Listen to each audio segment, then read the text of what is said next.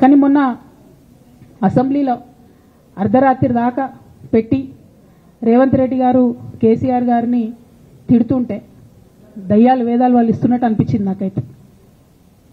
దానికి ఈయన హీరోలాగా ఎదుర్కొన్నాడు, ఈయన 6 అడుగుల బుల్లెట్ అని పార్టీ అంతా ట్వీట్ చేస్తే మరి 6 అడుగుల బుల్లెట్ ఎవరికి గాయం చేస్తుంది? ఎండ్ ఆఫ్ ద డే ఇవాళ అయితే నన్ను గాయపరిచింది, రేపు రామన్నను గాయపరుస్తారో కేసీఆర్ని గాయపరుస్తారో. జాగ్రత్తగా ఉండండి రామన్న, నేను చెప్పేది ఏం లేదు, జాగ్రత్తగా ఉండండి, కేర్ఫుల్గా ఉండండి.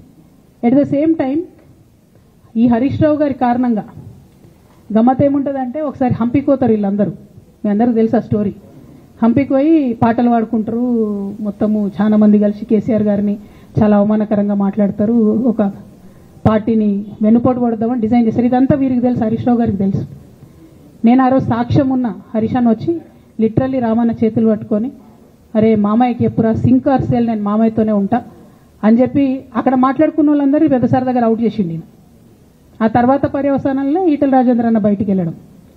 ఈ మహానుభావుడు వల్ల జగ్గారెడ్డి దగ్గర నుంచి మొదలు పెడితే, చెరుకు శ్రీనివాసరెడ్డి ముత్యంరెడ్డి అన్న కొడుకు దగ్గర నుంచి మొదలు పెడితే, రఘునందన్ రావు గారు, మైనంపల్లి గారు, విజయశాంతి గారు, విజయరామారావు గారు, ఆయన పాత పెద్ద ఆయన ఉండే ఈటల రాజేందర్ గారు, వీళ్ళందరూ పార్టీలోకి వెళ్ళి పోయినరు కదా, పోలేదా? ఇవన్నీ హరీషన్న చేసినాయి కాదా?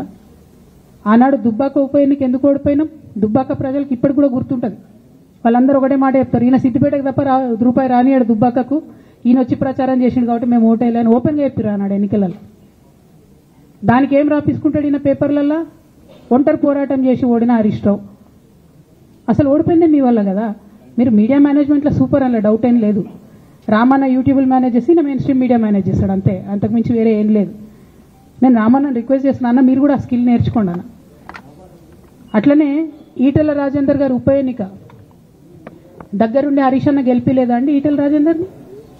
ఆనాడు పీసీసీ అధ్యక్షుడిగా ఉండి రేవంత్ రెడ్డి గారు ఏమంటారు, కాంగ్రెస్ పార్టీ ఓడిపోతుంది ఇడా అని చెప్తారు. ఆయన ముందే డిక్లేర్ చేసి ముందే చేతులు ఎత్తేసి హరీష్ అన్నాడు పోయి కూర్చొని మరి ఈటల రాజేందర్ అన్నను గెలిపించవచ్చు. ఈ బంధం రేవంత్ రెడ్డి గారిది హరీష్ రావు గారిది అప్పటి నుంచి కొనసాగుతుంది, కొత్త బంధం ఏం కాదు ఇది. నేను కేసీఆర్ గారిని పెద్దల్ని రిక్వెస్ట్ చేసేది ఒకటే, ఈయన చేస్తున్న నక్కజిత్తుల్ని దయచేసి గమనించండి.